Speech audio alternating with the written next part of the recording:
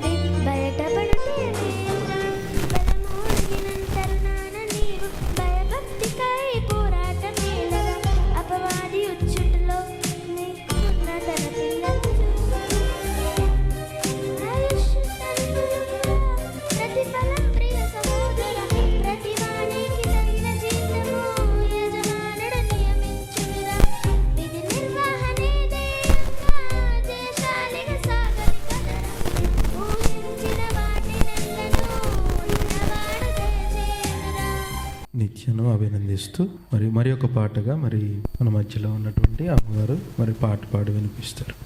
కూడి వచ్చిన మీ అందరికీ యేసుక్రీస్తు నామమున వందనములు శుభాలండి. మన పాటల పుస్తకంలో నుంచి 105వ పాట అండి.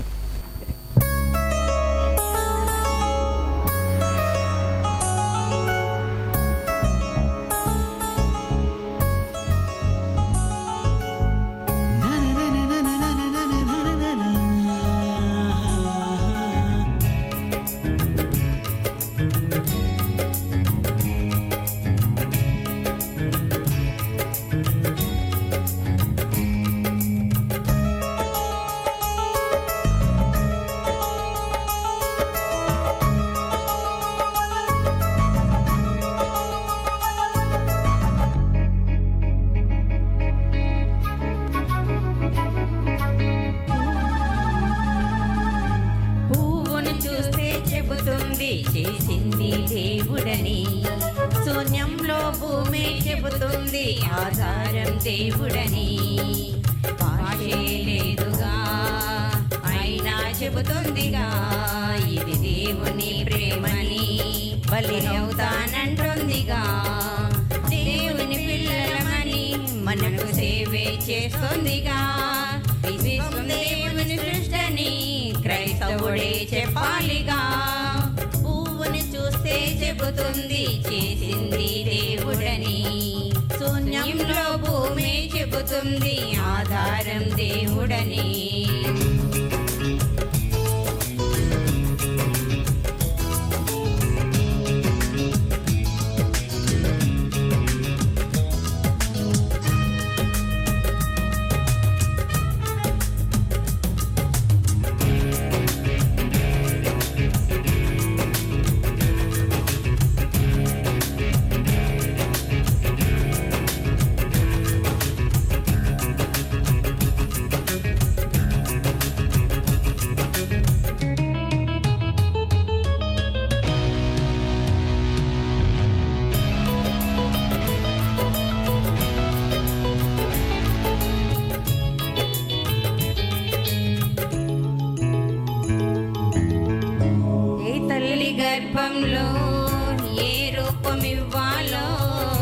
నిర్ణయించాడు నీకు దేవుడే కదా. స్త్రీ పురుష రూపంలో ఏ రూపం ఇవ్వాలో నిర్ణయించాడు నీకు దేవుడే కదా. ఏ రంగు కావాలో నువ్వు కోరుకోలేదు, ఏ రూపం ఇవ్వాలో నువ్వు అడగనే లేదు. కనుపాపగా ఉంటానని కంటికి రెప్పలా నిన్ను కాపాడుతున్నాడులే. తన పాదమే భూమిపై పెట్టి నీ ప్రక్కనున్నాడులే. భాషే లేదుగా అయినా చెబుతుందిగా ఇది దేవుని ప్రేమని, బలి అవుతానంటుందిగా.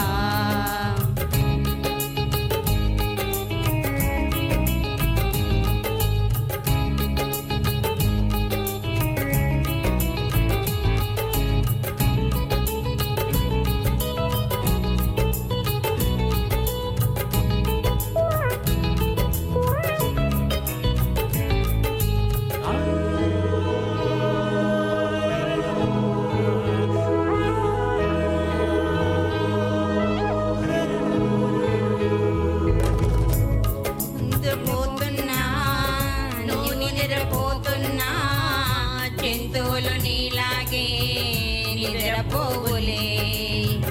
పక్షి ఎగురుతూ ఉన్నా గింజలే తింటున్నా జంతువులు నీలాగే సుఖపడవులే.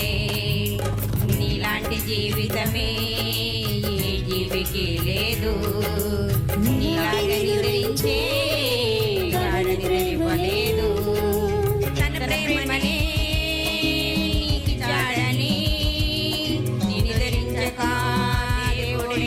కాపాడుతున్నాడులే. తన పాదమే భూమిపై పెట్టి ప్రకటనాడులే. భాషే లేదుగా పరిమళిస్తోందిగా నువ్వు దేవుని నమ్మాలని నీకే చెబుతోందిగా. పాట పాడి వినిపించినటువంటి మరి అమ్మగారికి ఇద్దరికిన మరి సంఘం నుంచి వందనాలు తెలియజేస్తున్నాను. మరి ఒక పాట మరి శాంతి గారు వచ్చి పాట పాడి వినిపిస్తారు.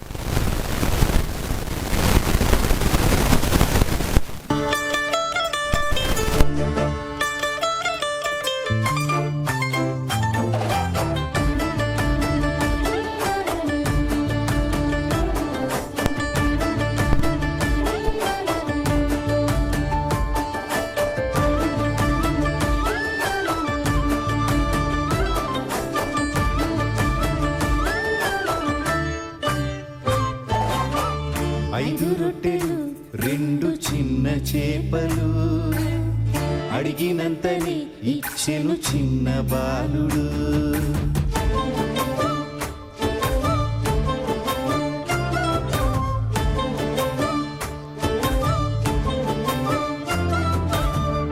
ఐదు రొట్టెలు రెండు చిన్న చేపలు అడిగినంతని ఇచ్చెను చిన్న బాలుడు.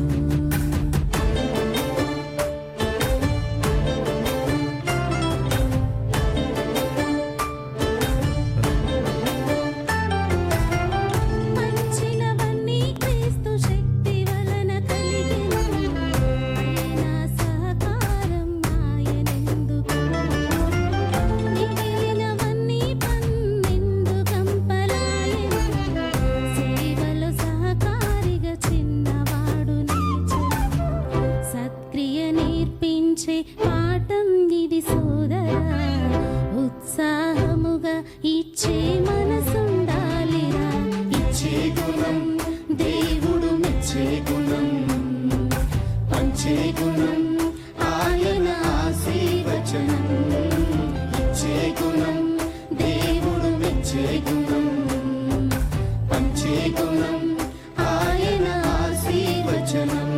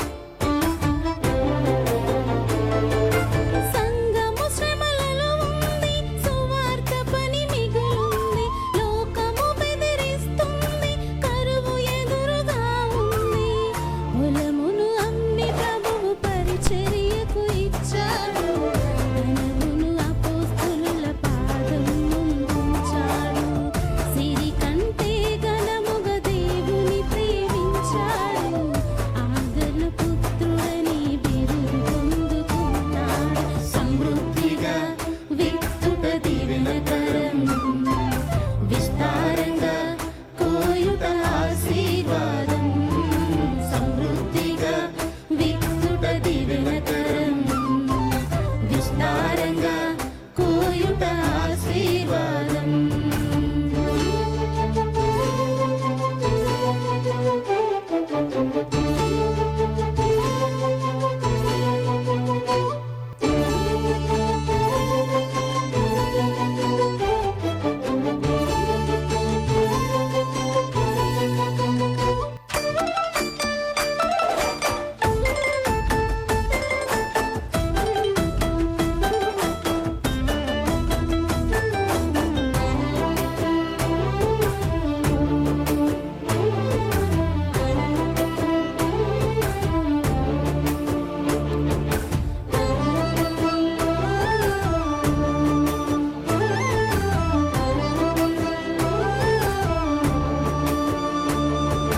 ప్రభు ఆకలన్నారు, ఆహారమిచ్చారు.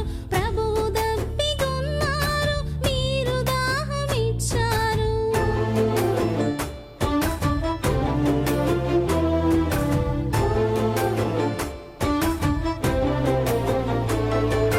పరదేశిగా ఉన్నారు, మీరు చేర్చుకున్నారు. రోగముతో ఉన్నప్పుడు మీరు ఆదరించారు. మిక్కిలి అల్పులైన ఒకనికి మీరు చేశారు. ప్రభువుకు చేసినట్టు ఆయన మెప్పుకుంటారు. అక్షయ ఆహారం ఆత్మలకందించారు. రక్షణ వస్త్రమును వస్త్రహీనులకిచ్చారు. పూర్ణౌదర్యం ఇచ్చుట జీవ కిరీటం. వారికి మాత్రం సిద్ధము దేవుని రాజ్యం. పూర్ణౌదర్యం ఇచ్చును జీవ కిరీటం. వారికి మాత్రం సిద్ధము దేవుని రాజ్యం. 5 రొట్టెలు 2 చిన్న చేపలు, అడిగినంతనే ఇచ్చెను చిన్న బాలుడు.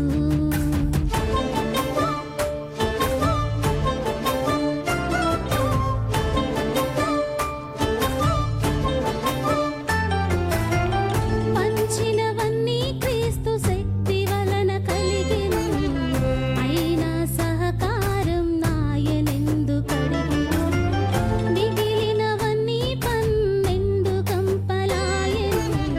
సేవలో సహకారిగా చిన్నవాడు నిలిచెను. సత్క్రియ నేర్పించే పాఠం ఇది సోదరా. ఉత్సాహముగా ఇచ్చే మనసుండాలిరా. ఇచ్చే గుణం దేవుడు మెచ్చే గుణం, పంచే గుణం ఆయన ఆశీర్వచనం. ఇచ్చే గుణం దేవుడు మెచ్చే గుణం, పంచే గుణం ఆయన ఆశీర్వచనం.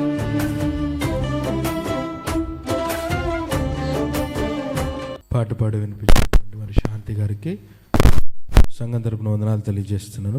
మరి వాక్యపఠనాన్ని చేసుకుందాం. మొదటి వాక్యపఠనం మత్తయి సువార్త 10వ అధ్యాయము 21 నుంచి 26 వరకు మరి సహోదరి ప్రిన్సీ గారు చదివి వినిపిస్తారు.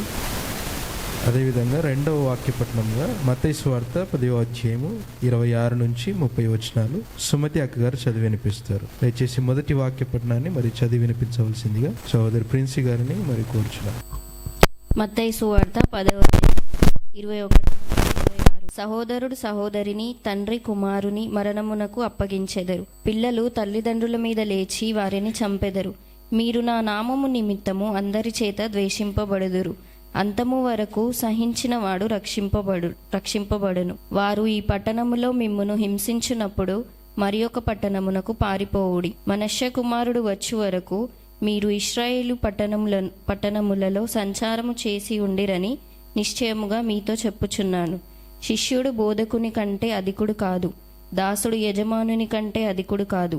శిష్యుడు తన బోధకుని వలెను, దాసుడు తన యజమానుని వలెను ఉండినా చాలును. ఇంటి యజమానునికి బెయల్జెబాలని వారు పేరు పెట్టి ఉండిన ఎడల ఆయన ఇంటి వారికి మరీ నిశ్చయముగా ఆ పేరు పెట్టుదురు గదా. కాబట్టి మీరు వారికి భయపడకుడి. మరుగైనదేదియు బయలుపరచబడకపోదు, రహస్యమైనదేదియు తెలియబడకపోదు.